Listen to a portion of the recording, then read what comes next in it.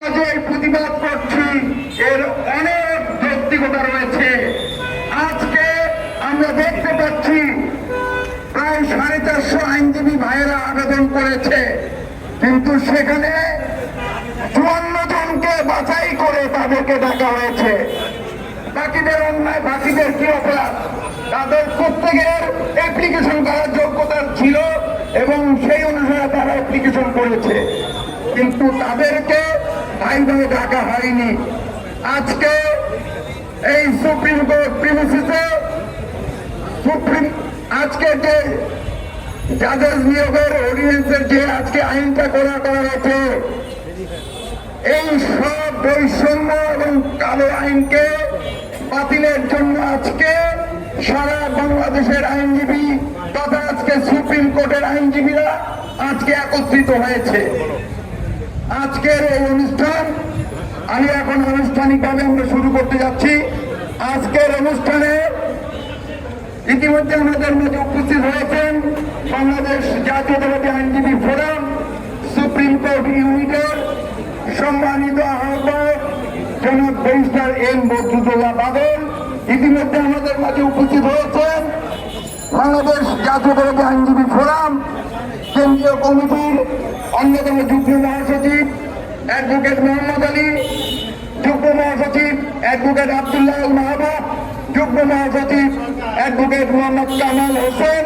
আমাদের মধ্যে উপস্থিত হয়েছেন বাংলাদেশ জাতীয়তাবাদী আইনজীবী ফোরাম কেন্দ্রীয় কমিটির দপ্তর সম্পাদক মোহাম্মদ জিয়াউর রহমান সহ আইনজীবী ফোরামের কেন্দ্রীয় নেতৃবৃন্দ এবং সুপ্রিম কোর্ট ইউনিটের নেতৃবৃন্দ। এখন আজকের এই সভায় সভাপতিত্ব করবেন বাংলাদেশ জাতীয়তাবাদী আইনজীবী ফোরাম সুপ্রিম কোর্ট ইউনিটের সম্মানিত আহ্বায়ক জনাব ব্যারিস্টার এম বদরুদ্দোল্লা বাদল।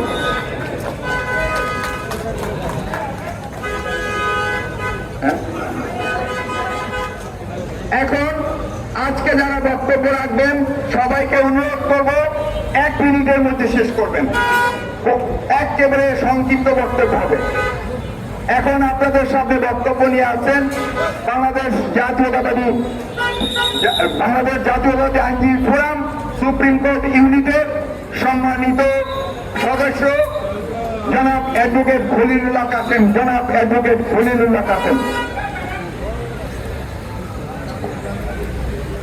বাংলাদেশ জাতীয়তাবাদী আইনজীবী ফোরাম কর্তৃক আয়োজিত ফেসিস পুনর্বাসনের লক্ষ্যে প্রণীত সুপ্রিম জাজেস অ্যাপয়েন্টমেন্ট অর্ডিন্যান্স 2025 বাতিলের আজকের এই আলোচনা সভার সম্মানিত সভাপতি বাংলাদেশ জাতীয়তাবাদী আইনজীবী ফোরাম কেন্দ্রীয় কমিটির সহসভাপতি সুপ্রিম কোর্ট ইউনিটের আহ্বায়ক ব্যারিস্টার বদরুদ্দোল্লা বাদল সাহেব, অন্যান্য নেতৃবৃন্দ, আমার ব্যক্তিগত পক্ষ থেকে গ্রহণ করুন আন্তরিক শুভেচ্ছা অভিনন্দন। আমরা যে বৈষম্যের জন্য আন্দোলন করেছিলাম, যে ফ্যাসিসের বিরুদ্ধে আন্দোলন করেছিলাম, বৈষম্যহীন নিয়োগ প্রক্রিয়ার মাধ্যমে, মেধা এবং যোগ্যতার মাধ্যমে, কিন্তু একটি কালো আইন জারি করে, একটি অর্ডিন্যান্স জারি করে ফ্যাসিস হাসিনার দূষকদের তাদের উদ্দেশ্য বাস্তবায়নের লক্ষ্যে যে জাজেস অ্যাপয়েন্টমেন্ট অর্ডিন্যান্স 2025 আজকে এই সভা থেকে আমরা এটা বিলুপ্ত দাবি করছি। এটা ফ্যাসিস্টের একটা নিয়মতান্ত্রিক প্রক্রিয়ায় এস্টাবলিশ করার জন্যই এই আইনটা তৈরি করেছে। আজকের এই সমাবেশের পক্ষ থেকে বাংলাদেশ জাতীয়তাবাদী আইনজীবী ফোরাম সুপ্রিম কোর্ট ইউনিটের পক্ষ থেকে আমরা এই অর্ডিন্যান্সের প্রতিবাদ জানাচ্ছি।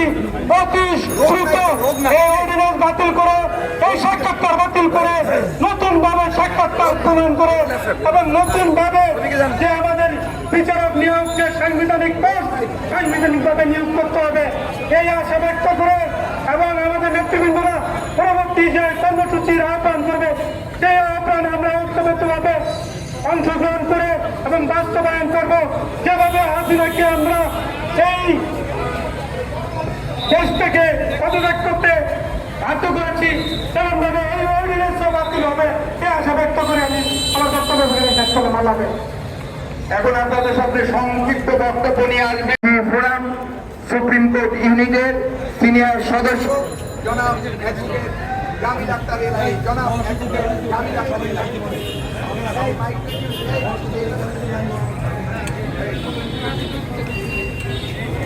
এখানে কেউ থাকতে পারবে না, সাংবাদিকদের পিছনে কেউ থাকতে পারবে না। এখন আপনাদের সামনে বক্তব্য নিয়ে আসছেন বাংলাদেশ জাতীয়তাবাদী আইনজীবী ফোরাম সুপ্রিম কোর্ট ইউনিটের সিনিয়র সদস্য জনাব অ্যাডভোকেট জামিল আক্তার এলহাই। জনাব অ্যাডভোকেট জামিল আক্তার এলহাই। বিসমিল্লাহির রহমানির রহিম। আজকের এই প্রতিবাদ সভা সম্মানিত সভাপতি, উপস্থিত আইনজীবী ফোরামের নেতৃবৃন্দ এবং আইনজীবী ফোরামের ভাই ও বোনেরা, আসসালামু আলাইকুম। আমরা কি চেয়েছিলাম? আমরা চেয়েছিলাম বৈষম্যহীন একটি বিচার ব্যবস্থা। আমরা চেয়েছিলাম কোথাও কোনো বৈষম্য থাকবে না, আমরা সবাই সাম্যের মধ্য দিয়ে আমাদের বিচার ব্যবস্থাকে এগিয়ে নিয়ে যাব। কিন্তু আমরা কি দেখলাম? আমরা দেখছি একটি কালা কানুন, একটি অর্ডিন্যান্স জারি করে যারা ফ্যাসিস্ট সরকারের দোষর তাদেরকে আজকে আইনজীবী হিসাবে নিয়োগ দেওয়া হচ্ছে বলে আমরা জানতে পেরেছি। সুতরাং আজকে আমরা এই বৈষম্য বিরোধী এই সমাবেশ করছি এই কালো কানুন অধ্যাদেশ যেটা করেছে সেই অধ্যাদেশ বাতিলের সপক্ষে। আজকে যদি এই কালো কানুন, বৈষম্য বিরোধী কালো কানুন যদি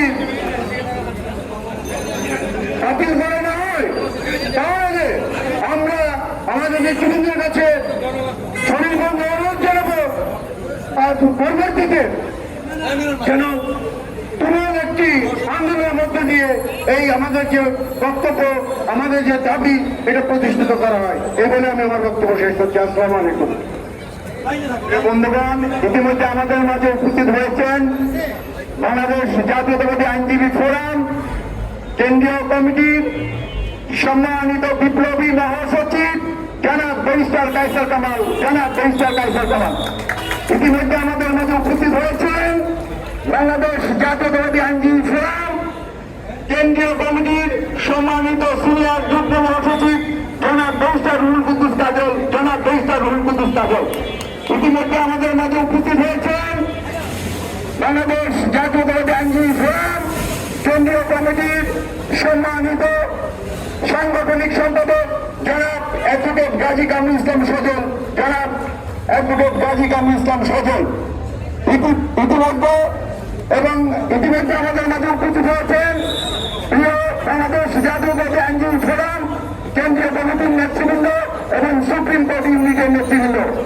এই পর্যায়ে আপনাদের সামনে সংক্ষিপ্ত বক্তব্য নিয়ে আসছেন বাংলাদেশ জাতীয়তাবাদী আইনজীবী ফোরাম কেন্দ্রীয় কমিটির অন্যতম বিপ্লবী সহ সম্পাদক জনাব অ্যাডভোকেট জনাব ব্যারিস্টার মনিরুজ্জামান আসাদ। জনাব ব্যারিস্টার মনিরুজ্জামান আসাদ। বিসমিল্লাহির রহমানির রহিম।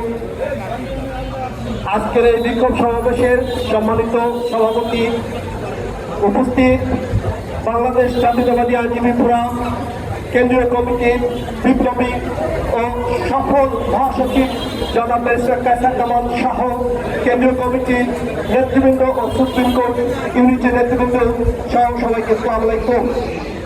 আমি মাত্র দু একটা কথা বলি শেষ করতে চাচ্ছি। প্রথমত, আজকের এই কালো আইনের মাধ্যমে একটা সাংগঠনিক পোস্টকে হাস্যকর অবস্থায় নিয়ে যাচ্ছেন বর্তমান সরকার। আমি বর্তমান সরকারের প্রতি দৃষ্টি আকর্ষণ করছি, অবিলম্বে এই বাংলাদেশ সুপ্রিম কোর্টের বিচারপতি নিয়োগের এই কালো অধ্যাদেশ বাতিল সহ যোগ্যতার ভিত্তিতে যারা মহামান্য সুপ্রিম কোর্টের হাইকোর্টের বিচারপতি হওয়ার যোগ্য তাদেরকে বাছাই করে কোন পকেট কমিটি অর্থাৎ কারো কোন ব্যক্তিগত পছন্দের ব্যক্তিকে যেন এখানে না হয় এবং কোন ফ্যাসিস্ট কিংবা ফ্যাসিস্টের পোশাক যেন সুপ্রিম কোর্টের হাইকোর্ট বিভাগের বিচারপতি হিসেবে নিয়োগ না পায় সেই দৃষ্টি আকর্ষণ করছে। এবং মাননীয় প্রধান বিচারপতির প্রতি আমরা আকর্ষণ দৃষ্টি করছি যে আপনি যোগ্যতার ভিত্তিতে যারা সুপ্রিম কোর্টের মহামান্য হাইকোর্ট বিভাগের বিচারপতি হওয়ার যোগ্য তাদেরকে আপনি মনোনীত করবেন। এই বলে আমি আমার বক্তব্য এখানে শেষ করছি। সবাইকে ধন্যবাদ। বিচারপতি নিয়োগের নামে যদি অযোগ্য ব্যক্তিদের বিচারক হিসেবে নিয়োগ দিতে চান বিচারপতি নিয়োগের নামে যদি বিশ্ববিদ্যালয়ের বন্ধুদেরকে পুনর্বাসিত করতে চান, বিচারপতি নিয়োগের নামে যদি আপনারা ফ্যাসিস্টের পুনর্বাসন করার চেষ্টা করেন, আইনজীবী সমাজ তা কখনোই মেনে নেবে না। তাই বন্ধুগণ, যারা বিচারক হওয়ার জন্য, বিচারপতি নিয়োগপ্রাপ্ত হওয়ার জন্য তদবির করতেছেন, প্রতিষ্ঠিত হিসেবে অযোগ্য হিসেবে বিচারের নিয়োগের প্রক্রিয়ায় অংশগ্রহণ করতে চাচ্ছেন, তাদের কাছে বলতে পারেন পরবর্তীতে বিদায় হওয়ার আগে নিজেরা এই কাজে আগের আসীন হবেন না। সুতরাং